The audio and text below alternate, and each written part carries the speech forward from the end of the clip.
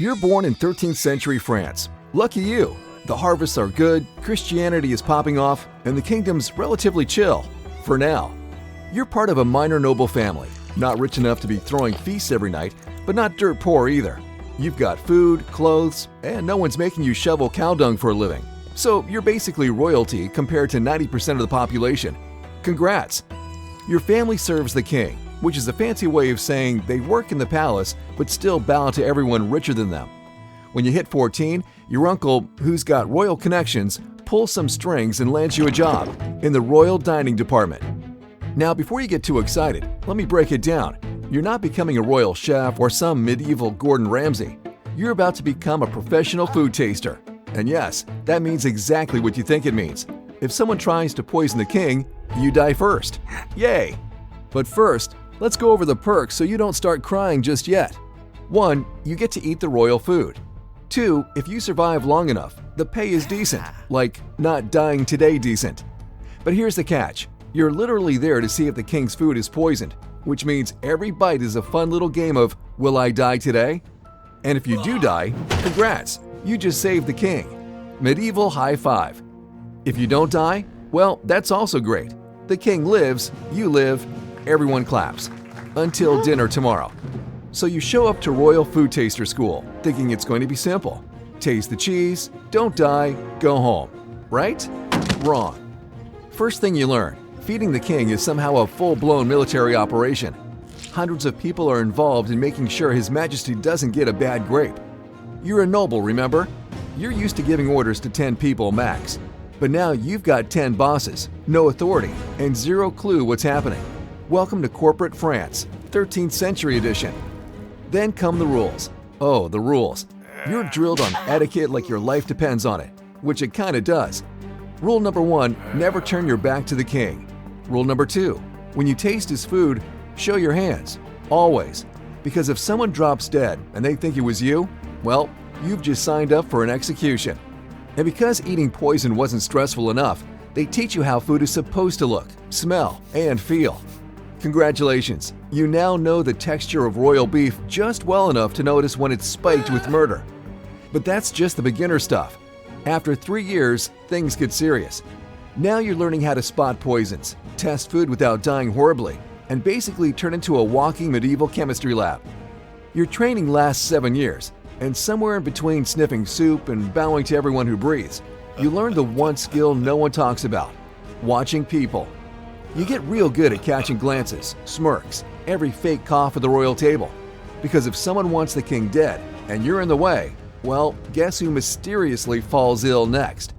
You have to be trusted, always. Any suspicion, any whisper that you're not 100% loyal, boom, you're cooked. After 7 years of training, you're finally ready to serve as an official royal food tester. Just as soon as someone dies. Yeah, see, this is the Middle Ages. Promotions don't come from hard work. They come from vacancies. And vacancies usually involve someone collapsing mid-supper, foaming at the mouth. And lucky for you, that day comes real fast. It's a quiet, rainy evening. Everyone's tired, and it feels like nothing exciting could possibly happen. Until the screaming starts. You rush into the kitchen and see 2 men on the floor, convulsing, foaming, dying in the most dramatic way possible. Welcome to your first live demonstration of what poison does to the human body. They were food testers, and whatever they ate, yeah, that was meant for the king. Guards storm in like someone just slapped the queen. People are searched, interrogated, and dragged out in chains. It's chaos. No one's going home. You're all up till dawn, wondering if you're next. Then, just when your blood pressure starts to drop, you get called in. The Grand Maitre d' Hotel du Roi, which is just a really fancy way of saying guy in charge of food-related life and death, tells you your time has come. You and another trainee are getting your debut. Tonight.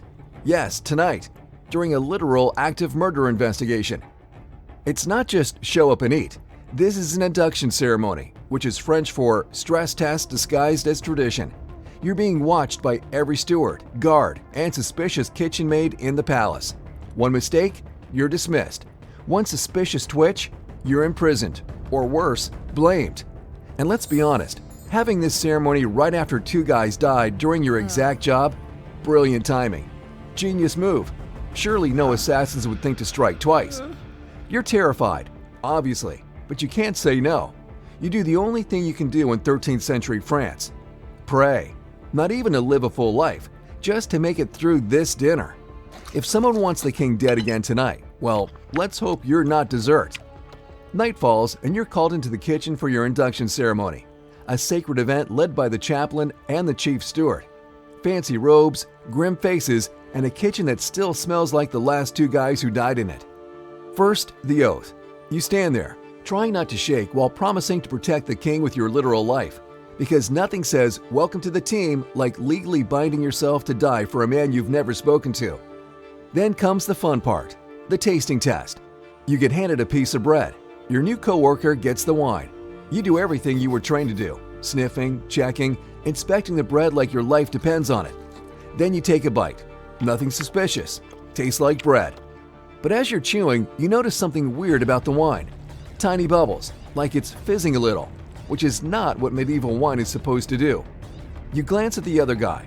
He doesn't seem worried, so you brush it off. He trained just like you. He's got this, right? A few minutes later, he smiles at you. You smile back. Nice little bonding moment. Until he starts coughing up blood like a horror movie extra. Boom. He drops. Instant chaos. You freeze. Everyone in the room knows what just happened. Poison. Again. The second attempt in 24 hours. This time it worked. Servants scramble for an antidote. Too late. He's gone. And then it hits you. You saw it. You noticed the poison. You could have said something, but you didn't. You just let it happen because you assumed he had it. He'd noticed too. Cue another round of chaos. Guards storming in, questioning everyone. More arrests, more fear. So yeah, day one on the job, one guy dead. You, still standing, and wondering how many more dinners you'll survive. Days go by, the palace is still on edge. Interrogations continue, but no one's caught. No leads, no confessions, no answers. But you know who did it. Right before everything went to hell that night, you caught something. A quick twist in one of the servants' face. Just a flicker, barely there. But you noticed. Because after 7 years of training, you always notice. You don't say anything, you have no proof. Just a gut feeling and a bad sense of timing. So what do? You break into her quarters. You sneak in like a thief, rifle through her belongings like you're solving a murder before breakfast. And boom, there it is. The poison. Just sitting there like it didn't kill someone 2 nights ago. You stare at it, heart pounding. You could report this, be a hero, bring justice, and possibly get thrown in a dungeon for tampering with evidence, or worse, accused of planning it yourself. Yeah, no thanks. So you do the smart thing. You destroy it. Permanently. That way no one else gets framed, including you. A week after the chaos, you finally start your official duty, tasting the king's food. Here's how it works. You eat first, then the head butler steps in and tastes it again. Only then is it served to the king. It's exhausting. Every bite is a gamble. Every meal is a potential execution by lunch. After watching 2 tasters drop dead and hiding a literal murder weapon, you realize this is what safety looks like now. Stressful, nerve-wracking, potentially fatal, but necessary. After a few months of choking down near-death meals, something unexpected happens. You start to like the king. Weird, right? At first, you kinda hated the king. I mean, people were literally dying so he can enjoy his roasted goose in peace. And he didn't even know their names. Just knew they came from families that owed his grandfather loyalty. Nice. But the more time you spend watching him, from a safe-ish distance obviously, the more you realize something. He's not some heartless puppet king. He's just a tired man trying to rule a messy kingdom while dodging poison, politics, and backstabbing dinner guests. The real problem? The people plotting to kill him. And suddenly, your job isn't just about surviving anymore. It's about protecting the one guy everyone's trying to unalive. And yeah, maybe keeping yourself alive in the process too. Over the years, your observation skills become legendary. You can spot a shady glance across the dining hall like a hawk. You can practically smell betrayal before it happens. Other testers keep dropping like flies, but not you. You survive, over and over again. Eventually, the king notices. He doesn't understand how you're still standing, but he's impressed. And when the chief steward tells him about your record, the close calls you've prevented, the poison you've caught, the king decides to reward you with land. A lovely noblewoman becomes your wife. You have kids, and for a brief moment, it feels like you've made it, like you've hacked the system. But here's the catch. The more trusted you become, the more useful you are. To everyone. Now, you're not just the guy tasting the food. You're the guy people try to bribe into poisoning it. They come quietly, with money, promises, threats. It'll be quick, they say. He won't suffer. You shut them down every time, and then you report them. What happens to them after that? Yeah, you don't ask questions. You just look the other way and go back to inspecting bread for microbubbles of death.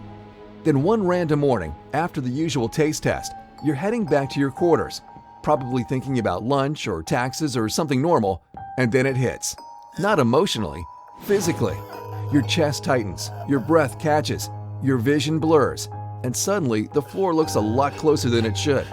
You know it's not the food. This isn't the work of poison. This is something worse. Your heart is just done, like it clocked out mid-shift. You try to get help, crawling, gasping, fighting, but your body, it's already signed the exit paperwork. You collapse before anyone sees you. By the time they find you, it's too late. And just like that, the king assumes the worst. Another poisoning.